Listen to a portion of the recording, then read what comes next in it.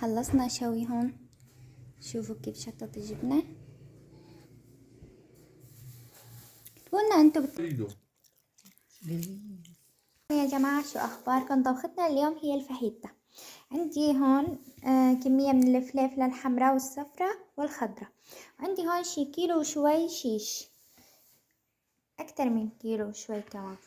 عندي هون بصلتين مشرحين جوانح ناعمة. هون علبة ذرة. هون شي كيلو فطر. وهون قالب جبنة. صارت معنا الطنجرة جاهزة. نحط لها شوية زيت. نحط البصلات اول شي مشان نقليهم. نقليهم حتى يطلع الفلفلة يا جماعة. خلطهم كلهم سوا. شوفوا اللون. هي الفاهيتا بألوانها.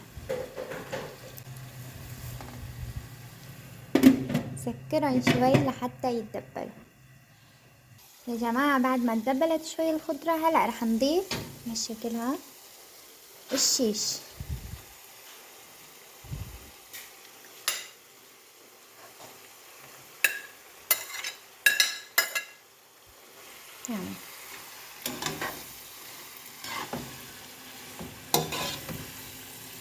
حطينا قطع الدجاج مقطع شرحات رقيقة. خلطهم بعد ما تدبلوا الفليفلات. حطينا قطع الدجاج. هلا رح نحط ملعقتين ملح صغار. ملعقة شطة حمراء. هاي الشطة حلوة حدة. هاي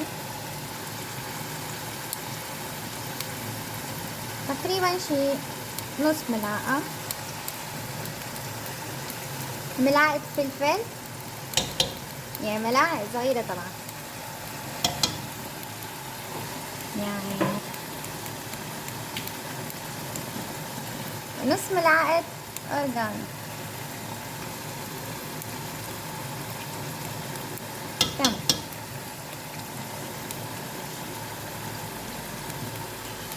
نخلطهم حتى يتخلطوا كلهم مع بعضهم.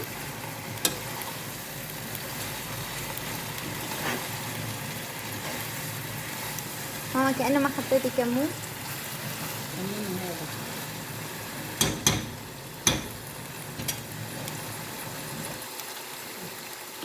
رح نحط كمان ورقتين 3 غار مشان تسحب الزفرة بس.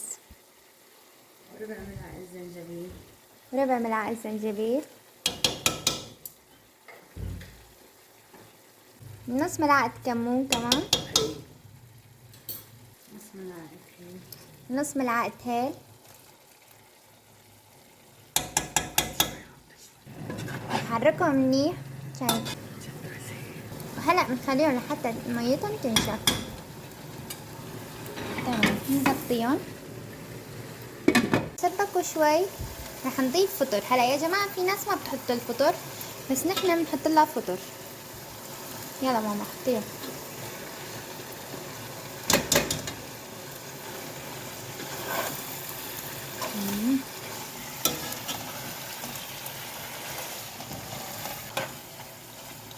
والله منظرهم بشح. يا عيني على الريحة. كمان الذرة رح نحط قلب الذرة كمان اختياري، يعني بدكم بتحطوا بدكم ما بتحطوا، بس معها اطيب طبعا.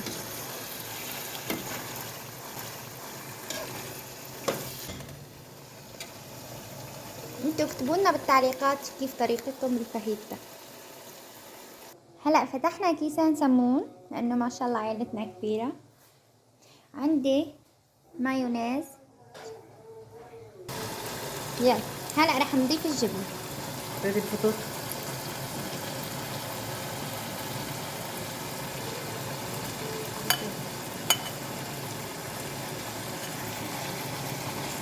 بنحركهم. هلا في ناس ما بتحرك الجبنة، بس قال ماما انه اطيب اذا حركناها بقلبها بقلب بعضها كلها.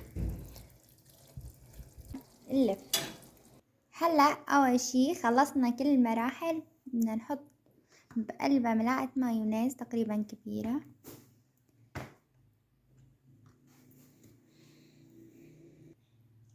هلأ بنحشيها. يا عيني.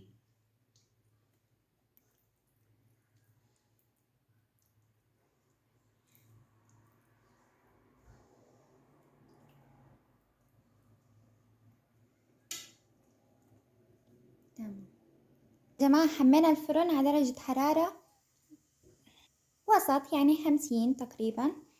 خلصنا لف السندويشات، رح نشويهم بالفرن. خليكم معنا.